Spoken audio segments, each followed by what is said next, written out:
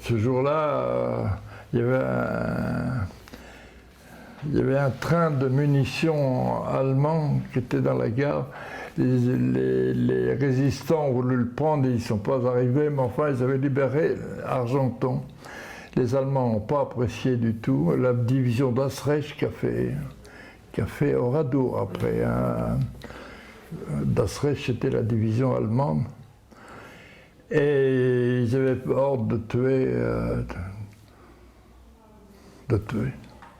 Ils ont débuté en début de la ville, du village, c'était un village. Hein. Et ils ont tué. Femmes, enfants, tout ce qui venait. Tout ce qui venait. Et ça commençait, c'était l'après-midi. Ma mère a envoyé mon père et mon frère qui était plus vieux se cacher dans le jardin parce que on sentait bien que ça pétait de partout. Ils n'hésitaient pas au canon, ils tiraient sur les maisons, ce qui faisait des explosions énormes. Et ma mère est restée chez moi avec ma sœur et moi. Ma sœur qui était petite aussi. Moi j'avais donc, je sais plus, 11 ans, 12 ans, je sais plus. 11 ans. Et on entendait, ça pétait, des mitrailleuses, tout ça. Jusqu'à l'angoisse, quoi, l'angoisse de ne pas savoir ce qu'il y avait. Jusqu'à 11 h le soir où ça s'est calmé, on a voulu Ma mère n'a pas pu sortir, elle voulait aller voir dans la rue ce qui s'était passé. Il y avait encore des tirs, plus ou moins.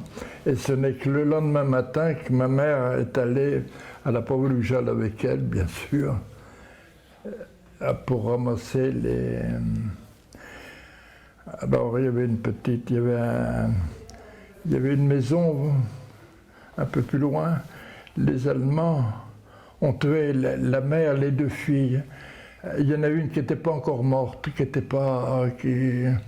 La petite de 13 ans, elle avait encore du petit bois dans sa main pour allumer le feu. Hein.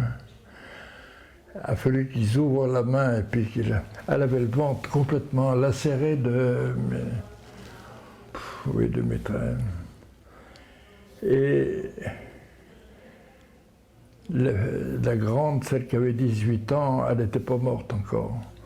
Et moi j'étais jeune quand même, on n'a pas voulu dire ce qui s'était passé exactement. Ma mère, j'ai vu, quand elle est rentrée dans l'état qu'elle était, elle m'a dit quand même comment... Mais vraisemblablement la grande avait été violée et elle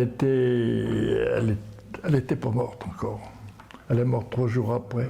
J'avais dit, j'étais jeune, on ne me racontait pas tellement tout. C'est qu'elle n'était pas morte, et puis j'ai bien entendu après. J'ai tout entendu sur la réalité. Mais je me rappelle ma mère dans l'état qu'elle était. Et le matin, il y avait quand même plus de 60 morts hein, au bout de la rue. Là, Le père de cette famille, qui travaillait à 30 km, il est revenu le matin comme d'habitude, mais il avait entendu que ça allait mal à Argenton, et il a fallu lui dire que toute la famille était pratiquement morte. Et cette famille, moi cette famille je connais. Ça s'est arrêté, si on n'a pas fait Oradour, ça s'est arrêté à cause de ce monsieur. Je le mentionne toujours. C'était un prof d'allemand qui a été discuté avec le feldmaréchal allemand qui était de la division d'Asreich, qui était là. Il lui a dit, nous on a fait 2 prisonniers allemands blessés, on les a mis en clinique. On s'est occupé d'eux. Vous nous tuez tout le monde. Arrêtez. Et il a négocié. Ils ont arrêté le combat, mais il était 11 h. Il y avait, Bon, si je suis en vie, c'est grâce à ce monsieur. Oui. Et puis, il allait rentrer à la gendarmerie. La gendarmerie était en face. Moi, du toit, du toit de mon grenier, je voyais un peu tout ce qui se passait, mais je ne voyais pas les morts. Je ne voyais pas les gens étendus et tout ça.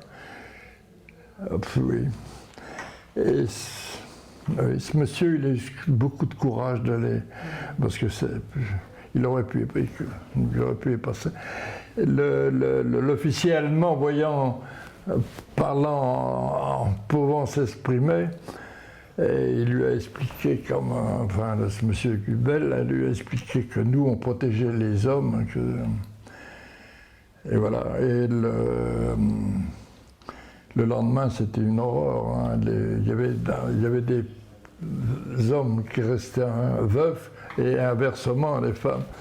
Et il a fallu trouver 70 cercueils pour enterrer les gens du même jour et faire la procession en ville avec les femmes voilées et tout ça. Et moi, j'étais enfant de cœur à l'époque. Et je suis en photo un peu sur tous les livres parce que je fais partie du triste convoi.